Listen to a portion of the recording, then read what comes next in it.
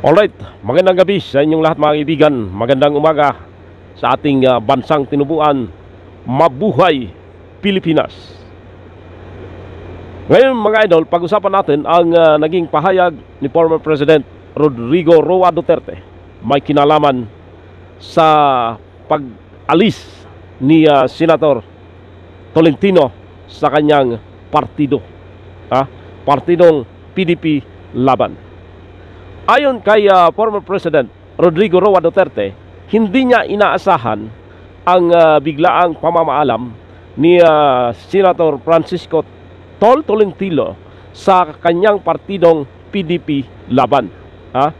Bagamat ayon sa kanya, ito'y normal lamang sa isang politiko na maghanap ng isang partido na kung ayon sa kanya ay doon siya mananalo sa kanyang re-electionist. Ito'y normal lamang sa isang kandidato. So, pakinggan natin mga idol ang naging pahayag ni former President Rodrigo Roa Duterte may kinalaman sa pag-alis ni Senator Tolentino sa partido ng PDP Laban. Hindi ko inasahan, pero sinabi niya sa akin. Ang maganda naman kay Senator Tolentino is nag-usap kami. Sabi niya, aalis ako, iiwan ko kayo, paglipat na ako. So, kung tanungin mo ako ngayon kung susuporta ako sa kanya o hindi, iniwan niya kami, iiwan ko rin siya. If I go out to campaign forcefully, I do not think that it would look nice to the PDP party na umalis sa amin. Ibig sabihin, hindi ako bilib sa inyo tapos susuportahan kita. Pero na ito, iniwan mo ako, bakit kita susuportahan?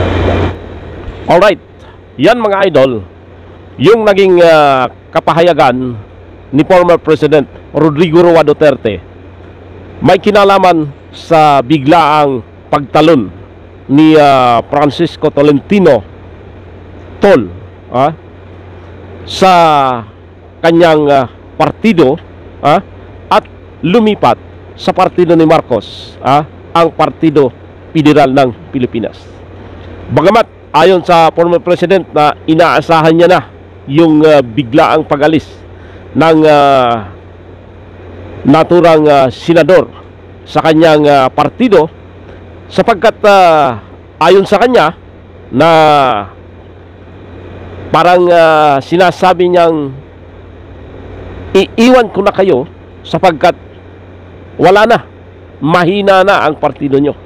Parang ganun yung pahiwatig ni former president sa kanyang naging pahayag mga idol. So ito yung nakakalungkot sa parte ng PDP at former president. But ang ating former president Rodrigo Roa Duterte, ayon sa kanya mga idol, proud pa siya na siya na lang ang maiwan sa PDP Laban kung talagang magsisilipatan ang ilan sa mga senador na kanyang tinulungan nung panahon ng eleksyon na siya ay namumuno ng Republika ng Pilipinas. So ayon sa kanya, tutulungan niya yung mga dati na sa tingin niya ay loyal sa partido ng PDP Laban, at titingnan niya kung mayroon pang mga politiko na pwede niyang tulungan at ipasok sa PDP Laban, gustong umanib sa PDP Laban, na sa tingin niya ay iisa ang adhikain gaya ng kanyang adhikain na magsilbi sa bansang Pilipinas at magsilbi para sa taong bayan. Magandang gabi mga idol. Salamat sa inyong panonood sa ating YouTube channel, EPC The Vloggers. Pa-subscribe at pa-like at pa-share na rin sa ating bagong YouTube video. Isang mainit na pagpupugay ang iniiwan ko sa inyong lahat, mga kaibigan. Lumakad po tayo sa liwanag ng ilaw na bigay ng Panginoon, upang sa ganon ay hindi tayo makasumpong ng anumang kadiliman sa ating buhay. Magandang gabi.